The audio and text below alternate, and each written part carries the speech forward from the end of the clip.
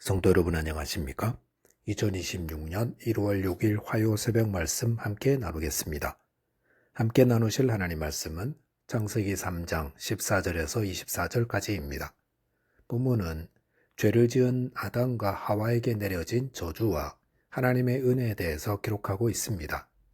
본문을 통해서 성도는 죄를 멀리해야 함과 죄인에게 임하시는 하나님의 은혜에 대해서 함께 묵상하겠습니다. 첫째 묵상할 내용은 성도는 죄를 멀리해야 한다는 것입니다. 본문 14절 보시면 여호와 하나님이 뱀에게 이르시되 네가 이렇게 하여 내가 모든 가축과 들의 모든 짐승보다 더욱 저주를 받아 배로 다니고 살아있는 동안 흙을 먹을지니라 하였습니다. 본문 앞의 내용에 보시면 뱀은 하와를 유혹하여서 죄를 짓게 하였습니다. 이런 뱀에 대한 하나님의 심판은 혹독했습니다. 뱀은 모든 가축과 들의 짐승보다 더욱 저주를 받아 배로 다니며 살아있는 동안 흙을 먹어야 했습니다. 여기 보시면 누군가에게 죄를 짓게 유혹하는 것은 죄를 짓는 것보다 더 큰 심판을 받게 됨을 알 수 있습니다. 광야에 머무르던 이스라엘 백성들을 죄를 짓게 한 모압 자손은 후에 영원한 멸망을 당하고 말았습니다.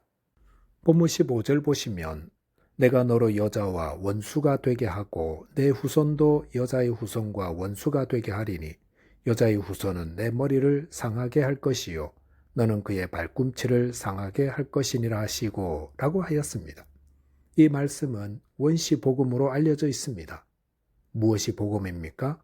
복음이란 멸망케 된 자에게 구원이 임했다는 소식입니다. 즉 사단은 뱀을 통해 여자를 유혹하여 죄를 짓게 함으로 인류를 멸망시키려 했습니다. 하지만 오히려 그 여자를 통해 사단이 멸망케 되었습니다. 여기서 뱀의 머리를 상하게 한다고 했습니다. 머리를 상한 뱀은 도저히 회복되지 못하고 죽습니다. 즉 사단의 머리가 상하게 된 것은 예수 그리스도의 부활로 말미암아 이루어졌고 그 이후 발버둥을 치게 되지만 그리스도께서 재림하실 때 사단은 영원한 죽음을 맞이하게 될 것입니다. 성도들은 사단이 머리를 상하게 된 뱀과 같은 존재임을 기억하고 사단의 세력 앞에 두려워하지 말고 담대히 물리쳐야 합니다. 본문 16절 보시면 또 여자에게 이르시되 내가 내게 임신하는 고통을 크게 더하리니 네가 수고하고 자식을 낳을 것이요 너는 남편을 원하고 남편은 너를 다스릴 것이니라 하시고 라고 하였습니다. 범죄한 여자에게 내린 하나님의 심판은 임신하는 고통과 해산의 수고 그리고 남편의 다스림을 받는 것이었습니다. 원래 임신하고 해산하는 것은 하나님이 주신 복이었습니다. 하나님은 생육하고 번성하여 땅에 충만하라 하였습니다. 하지만 범죄한 이후 그 복은 수고와 고통이 수반되는 형벌이 되었습니다. 또한 범죄 이전에 아담과 하와는 동등한 관계 속에서 사랑하며 이해하며 순종하는 관계였습니다. 하지만 범죄한 이후 이 부부관계 또한 왜곡되고 말았습니다. 본문 17절에 보시면 아담에게 이르시되 내가 내 아내의 말을 듣고 내가 내게 먹지 말라 한 나무의 열매를 먹었은즉 땅은 너로 말미암아 저주를 받고 너는 내 평생에 수고하여야 그 소산을 먹으리라 하였습니다. 하나님은 아담에게 형벌을 내리시기 전 그가 아내의 말을 듣고 하나님의 말씀을 듣지 않았다고 지적해 주셨습니다. 아담은 먼저 지음받은 자로서 또 하나님께 직접 말씀을 받은 자로서 하와의 유혹을 물리치고 또 하와를 회개하도록 인도해야 했었습니다. 그것이 먼저 믿은 자의 의무요 책임입니다. 아담은 저주를 받아 평생 수고해야 한다고 했습니다. 본문 18절 보시면 땅도 저주를 받아 가시덤불과 엉겅퀴를 낼 것이라 했고 19절에 보시면 아담은 땀을 흘려야 먹을 것이라 했습니다. 아담은 범죄 이전에도 일을 하였습니다. 그때 그 일은 즐거움이요 보람이요 기쁨이었습니다. 하지만 범죄한 이후 일은 수고와 고통이 되었다 했습니다. 아담과 하와에게 내린 저주를 보십시오. 해상과 일은 복이었습니다. 하지만 죄를 짓게 되면서 복은 수고와 고통을 수반하게 되었습니다. 죄는 하나님이 주신 복을 복으로 누리지 못하게 합니다. 그러므로 시편 1편 1절에서는 복 있는 사람은 악인들의 꾀를 따르지 아니하며 죄인들의 길에 서지 아니하며 오만한 자들의 자리에 앉지 않는다고 하였습니다. 복을 누리려면 죄를 멀리해야 합니다. 저와 여러분이 죄를 멀리함으로 하나님의 복을 누리는 새해를 맞게 되시기 바라겠습니다. 둘째로 묵상할 내용은 죄인에게 임하는 하나님의 은혜입니다. 본문 20절 보면 아담이 그의 아내의 이름을 하와라 불렀으니 그는 모든 산자의 어머니가 되미러라 하였습니다. 하나님의 형벌을 받은 후 아담은 그의 아내의 이름을 하와로 불렀습니다. 하와라는 이름의 뜻은 살다라는 생명에 기인합니다. 여기 보시면 아담의 믿음을 볼 수 있습니다. 그는 형벌을 받아 죽을 운명을 선고받았으면서도 여자의 후손에 대한 하나님의 약속을 근거로 그의 아내의 이름을 하와, 즉 모든 산자의 어머니가 된다고 고백했습니다. 혹 나는 내가 지은 죄로 인해 벌을 받고 있다고 생각되십니까?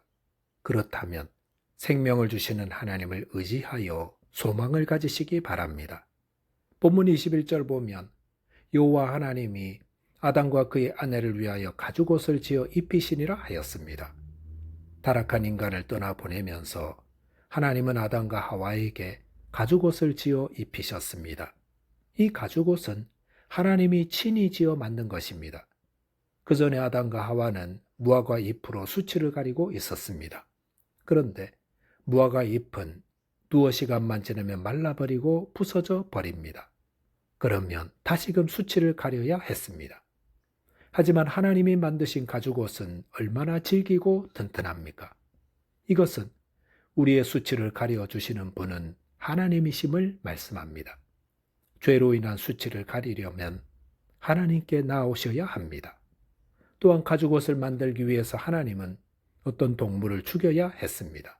그것은 인간의 수치를 가리고 장차 인간의 구원을 위해 하나님께서 희생제물 되실 예수 그리스도를 보내심을 상징하고 있습니다. 하나님께서 언제 이 가죽옷을 지어 입히셨습니까? 인간이 범죄하여 수치를 알고 형벌을 받아 쫓겨나갈 때였습니다. 이것은 죄와 형벌 가운데 있는 인간에게 구원을 베푸시는 하나님의 은혜를 보여줍니다. 하나님은 우리가 범죄하여 형벌을 받고 저주 가운데 있을 때라도 우리의 수치를 덮으시고 또 구원의 은혜를 베푸시는 분입니다. 그러므로 혹시 나는 죄를 지어 소망이 없다고 생각될 때에, 절망으로 낙심될 때에 은혜를 베푸시는 구원의 하나님께로 나오시기 바랍니다. 이사야 1장에 보시면 이스라엘 백성들은 온갖 사악한 일을 다하며 제사할 때만 거룩한 채 하는 위선된 자들이었습니다. 하나님은 그들의 예배를 가증스럽게 여기고 다 토하고 싶다고까지 하셨습니다. 그런데 그들을 향해 하나님은 이사야 1장 18절에서 오라 우리가 서로 변론하자. 너희의 죄가 주홍 같을지라도 눈과 같이 희어질 것이요 진홍같이 붉을지라도 양털같이 희게 되리라 하였습니다. 하나님은 범죄하여 사악하게 그지없는 그의 백성들에게도 여전히 돌아와 회개함으로 하나님의 복을 누리는 자 되라 초청하고 계십니다. 이것이 하나님이 죄인에게 베푸시는 은혜입니다. 그러므로 나는 끝났다라고 생각되는 바로 그때에 여전히 하나님의 은혜의 비가 풍성히 내리고 있음을 알아야 합니다. 본문 24절에 보시면 이같이 하나님이 그 사람을 내어 쫓아내시고 에덴 동산 동쪽에 그룹들과 두루 도는 불칼을 두어 생명나무의 길을 지키게 하시니라 하였습니다. 하나님은 범죄하여 형벌을 받은 사람이 생명나무의 열매도 따먹고 영생할 것을 염려하셨습니다. 왜냐하면 형벌을 받아 수고하고 고통받는 삶을 사는 자가 죽지도 않고 영생하게 된다면 그것은 참으로 고통스러운 일이 되기 때문입니다. 그렇기 때문에 생명나무의 길을 가지 못하도록 그룹들과 두루 도는 불칼로 지키게 하셨습니다. 그러므로 어떤 인간도 이 생명나무의 길에 가까이 갈 수 없습니다.